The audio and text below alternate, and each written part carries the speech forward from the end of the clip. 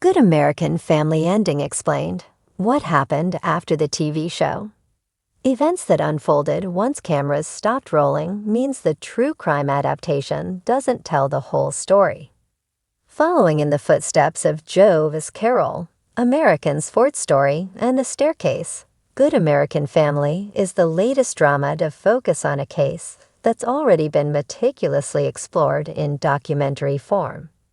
Indeed, there have already been 3 seasons of Discovery's The Curious Case of Natalia Grace, the jaw-dropping tale of a Ukrainian American with dwarfism who was alleged to have been abandoned as an 8-year-old by her adopted family, over incorrect claims she was an adult woman posing as a child. So what can the Disney Plus original tell us that we don't already know? Well, not a lot, as it happens. In fact, the 8-part series is perhaps more notable for what it omits than what it portrays. Here's a look at what went down and what didn't go down in its final episode. I Want Justice, Natalia, Imogen Faith Reed, impressive in a hugely challenging role, tells TV's Dr. Phil in an opening scene recreation of the real-life interview that propelled her remarkable story into the national consciousness. I want the Barnetts to do their time. As her former adoptive parents revisit the footage with their lawyers 3 years on, there appears to be a good chance she'll get her wish. Indeed, already monsters in the court of public opinion, Christine, Ellen Pompeo, and Michael, Mark Duplass, receive another hammer blow when not one person comes forward to be a witness for their defenses. In revealing video interviews, the likes of Natalia's school doctor and previous adoptive mom all insist that she was never the sociopathic demon child they purported. I wish she'd held me up until I fried, Christine claims on watching all her character assassinations, referring to the alleged moment Natalia pushed her against an electric fence. This is so much worse. In a performance that's poles apart from her compassionate medic on Grey's Anatomy, Pompeo plays the mom to perfection. And Christine faces another setback when thousands of incriminating Facebook messages also briefly come into play. The now-divorced Barnetts, however, are thrown a lifeline when the prosecution is barred from mentioning any evidence relating to Natalia's age. An earlier Superior Court ruling meant that in the eyes of the law, she was an adult at the time of the alleged neglect.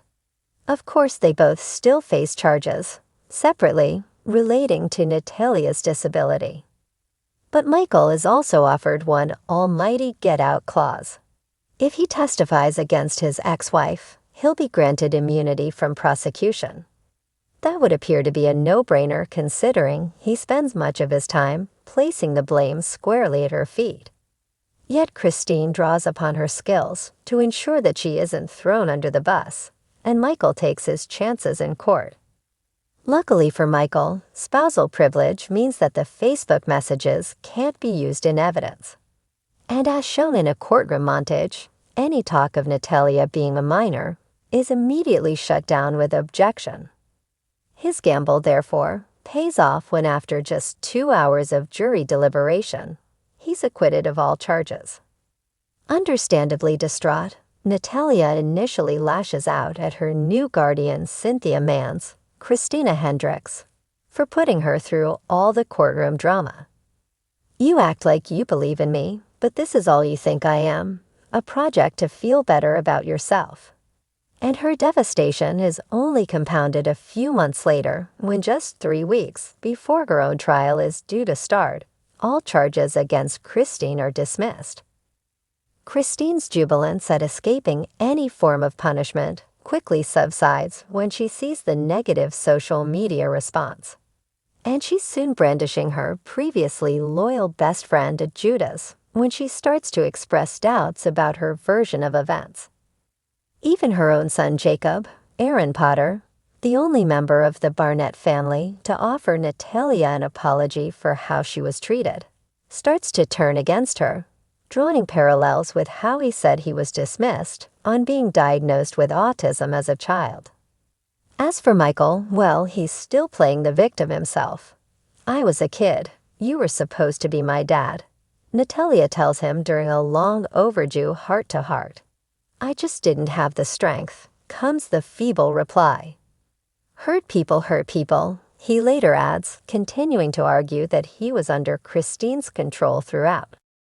The show appears to be under a similar mindset, as anyone who's watched the true crime series will know that Good American Family portrays Michael far more sympathetically than its documentary counterpart. The drama appears to offer some semblance of hope when, on returning to her new adoptive home, Natalia discovers that the online world is hailing her as a heroine. One end credits title card also reveals that the birth date in her passport has been officially restored to September 2003, meaning it's now legally recognized that she really was only 8 when left to fend for herself. Unfortunately, another reveals that her happy ending didn't last long. Indeed, while Cynthia and her preacher husband Antoine, Jared Haynes, are largely presented as Natalia's saviors, a vague statement reveals that allegations of abuse against the pair have come to light since the show ceased filming. As the third season of The Curious Case has already delved into, the couple have been accused of being violent towards Natalia, something they have emphatically denied. These accusations came exclusively from people claiming to be witnesses, and not from Natalia herself, who has declined to comment on the matter via People. The Manns have denied the accusations, with Cynthia calling them sick, twisted lies and adding, "It's so frustrating that people will just say anything to appease their agenda. It's ridiculous." It's a development which Good American Family couldn't possibly have accounted for. But nevertheless, it still undermines its narrative. Natalia's incredible story has taken another twist since, with Nicole and Vincent DePaul, the couple who unsuccessfully tried to adopt her in 2009, now looking after her following a dramatic escape plan. Did she probably do weird things in the past? Yeah, Nicole told People about Natalia, now planning to become a schoolteacher. But when you take in a child, you take that child as your own. You don't just get rid of them when they don't fit into your puzzle. When Good American Family faded to black after 7 heartfelt seasons, it left millions of viewers misty-eyed and wondering, what became of the Harrisons after the cameras stopped rolling? The series finale gave us closure, but not finality. And maybe that was the point. Set in a cozy Michigan suburb, the show followed the multi-generational Harrison family through triumphs, tribulations, and an ever-evolving definition of what it means to be a good American family in the 21st century. So what happened next? Let's explore the post-show lives of the beloved characters, both on and off screen. 1. Eleanor and Thomas, a new chapter abroad. In the final episode, matriarch Eleanor was last seen packing her garden gloves, declaring she was ready to plant tomatoes in a new climate. Turns out, she and Thomas actually did it. 6 months after the finale, they sold the family home and moved to the south of France, settling in a village outside of Aix-en-Provence. Eleanor now tends a sprawling herb garden and volunteers at a language exchange for expatriates, while Thomas, ever the tinkerer, restored a 1974 Citroën that he proudly drives to the local bakery each morning. But they didn't disappear entirely. Their Letters from Provence YouTube series, just 10-minute videos about slow living, bread baking, and reflections on aging, became an unexpected internet hit. Eleanor's soft-spoken thoughts on simplicity, politics, and family have inspired a niche online community of ex-urban dreamers. 2. Daniel, From Politics to Purpose. Daniel Harrison's storyline as the ambitious, idealistic city council member wrapped with him walking away from politics, citing disillusionment with party lines. Off-screen, Daniel followed through. He took a sabbatical, traveled the country in a solar-powered camper van, and began writing freelance think pieces about civic responsibility and community engagement. Eventually, he founded Neighbor First, a nonprofit focused on small-scale urban revitalization projects led by local residents.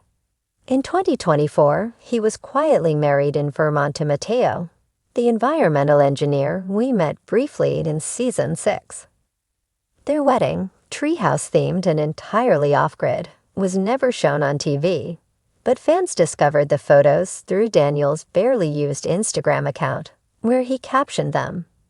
It turns out good love needs no audience. 3. Lizzie, the surprise bestseller. Lizzie, the middle child and ever-relatable, chaotic good of the family, surprised everyone by becoming a published author. After years of blogging anonymously under the pseudonym Laundry for Lunch, she finally released her debut memoir, Still Folding, Still Learning, which chronicled the messy, hilarious, and sometimes painful work of balancing single motherhood, grief, and ambition.